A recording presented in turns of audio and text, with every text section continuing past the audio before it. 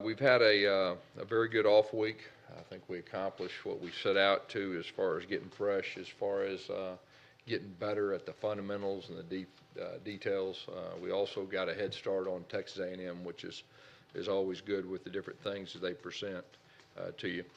Quick injury update. Kam Pettway suffered a fracture in his scapula late in the game against Arkansas. We did not know that until last Friday.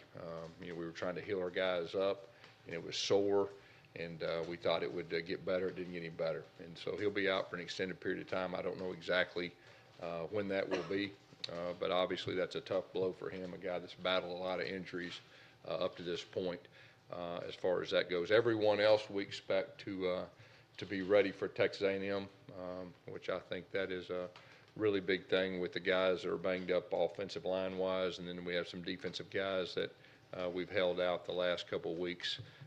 We expect everybody to be ready as far as that goes. Texas A&M, you're talking about a very talented team. When you look at these guys defensively, they've got a lot of very good athletes. They're a big physical group that can run.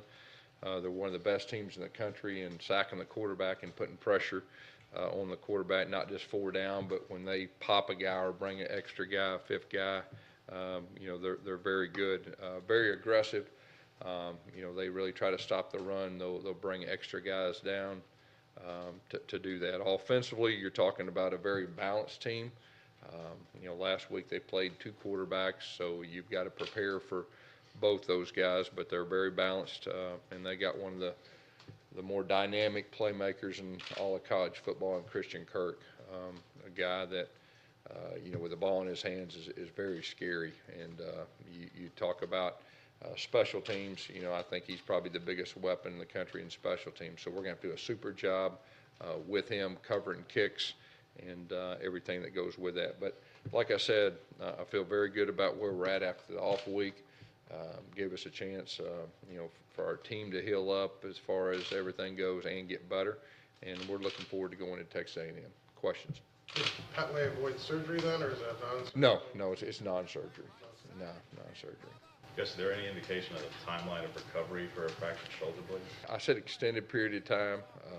I'm hoping we get him back before the end of the year, but I'll keep you updated on a weekly basis. Really, that's kind of one of those things we'll have to see how it goes. How is he coping with this, Gus? I mean, this was a season that was supposed to be far more productive, far more successful. Just how is Cam dealing with it? Well, I mean, he's a competitor, and like I said, it's a tough blow to him. I mean, you're exactly right. He's had a lot of different injuries, and I know that's frustrating for him. He's a great competitor. But hey, you got to deal with it, and he'll respond. He'll respond okay. Gus, how was Casey Dunn doing particularly, and how much? I mean, did you have him back at the center? Casey, he had a good practice on Sunday. He did some things last week. I think he's ready to go. Yes. And do you like having Austin Golston being able to put him back at left tackle? Yeah, I mean, Austin, like I said, I think, what does he start at? 4 different positions. So, anytime you can get veteran guys on the field. Now, we'll see what that means as far as, the exact starting lineup for the game. But, having the older guys on the field, has been a really good thing. When did you guys find out about Pettway as far as? Yeah, I think it was like Tuesday at practice, his shoulder was tender. Now, at the same time, we held a lot of guys out. It wasn't just him and all that. And so the guys that were beat up, and it's just one of those deals that it didn't get any better on Friday. And so we just felt, like, hey, we better get an X-ray type deal. So that's kind of how everything went about. Gus, I think Ryan Davis has one of the lowest drop rates in the country as far as receivers. I tell you, Ryan has really worked extremely hard. He's one of those guys that really wants the ball. He attacks the ball. He's playing with a lot of confidence right now, and you could see that grow throughout this year. Now, he's one of the more veteran guys we have, in our receiving core, and a guy that's played a lot of ball and just playing with a lot of confidence right now. And I know our quarterback has a lot of confidence in him too. Do you have to guard against anybody getting overconfident? I think this time of year the games are so important. You've got to expect each week you're going to get that team's best effort, and that's what we expect out of A&M. Like I said at the very first, you're talking about a very talented team overall. You turn the film on, you can see that within the first 5 minutes. They've recruited well and they've got very good players. So you got to play well. But this is the time of year that, if you got a chance to be a good football team and do special things, you play well as a team. The thing that I like right now is that we're healthier. We had an off week to get a little fresher, and it was good for our staff, too, to kind of look at everything from a standpoint of worrying about us for a whole week instead of worrying about opponent. And there's a lot to be said for that. And there were some things that, we saw in all three phases that we feel like can make us better, the last 4 weeks. And so, like I said, I think we're in a good spot. We got to go out there and do it, and we're playing a very talented team on the road. So to answer your question, we're going to expect their best, and we know we have to play well to win. So you spent last week kind of looking at yourself and maybe the things that you guys have been Yeah. doing well. Mhm. Were there, I'm not asking for specifics, were there things you kind of surprised, like, oh, that's interesting, or? I think any time when you're not in that routine of having to prepare for a team, and you're able to sit back and really look at your team and break everything down, there's always things that are glaring, like good and bad. And you build upon the things that you're good at. You don't do the things you're not good at. And then you look at your tendencies. And it gives you a good opportunity to see what other teams are seeing and try to use that against them, and or try to use that to your advantage. Coach, what kind of a challenge does A&M's defensive front present? I think they're second in the country in sacks. I mean, that's the first thing that stands out. But they do a good job against the run, too. They're big. They're athletic. Their linebackers are big. Their linebackers can run. Their defensive coordinator, he's one of the best in our league traditionally. He's been that way. They're going to be very sound. They're not going to beat themselves. So they present some challenges. Like I said, the good thing for us right now, I feel like, is we got a chance to be healthy up front.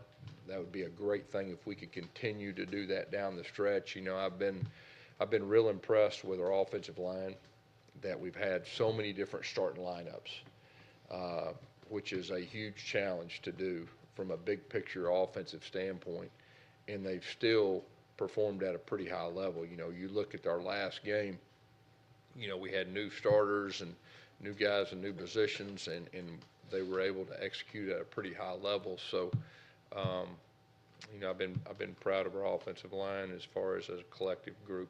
Getting back to Austin, in an ideal world, what would be his ideal position to play? And when you've asked him to switch up, how has he responded to that in terms of the initiative? It says a lot about Austin that he's whatever's best for the team.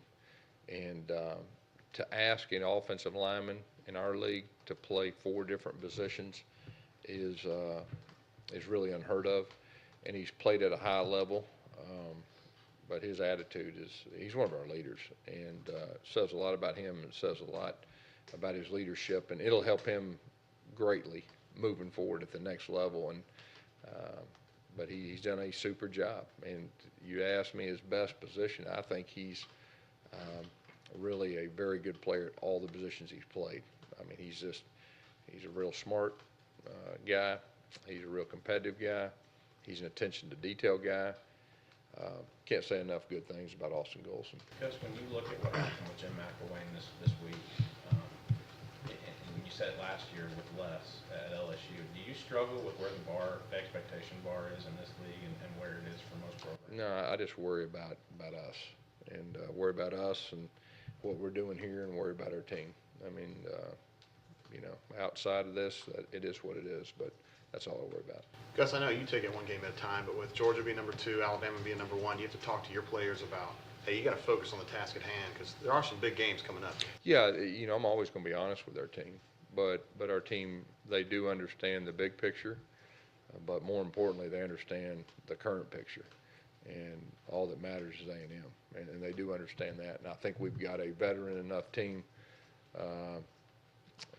with leaders that will make sure there's no overlooking this bunch. That would be crazy to overlook Texas A&M, and we're not going to do that. And then we'll cross the bridge later on. But I'm always honest and upfront, and with our players, and I'll talk big picture from time to time. I think that's important.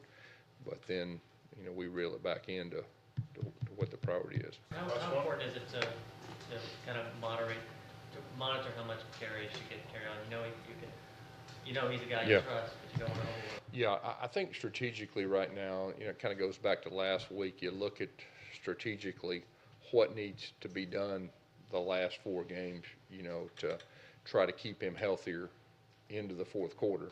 Because obviously down the stretch, there's a decent chance games will go into the fourth quarter. So, you know, that was part of that conversation too. And of course, I'm not going to sit here and tell you right now what our plan is, but that is something that we talked about. We'll have a plan for.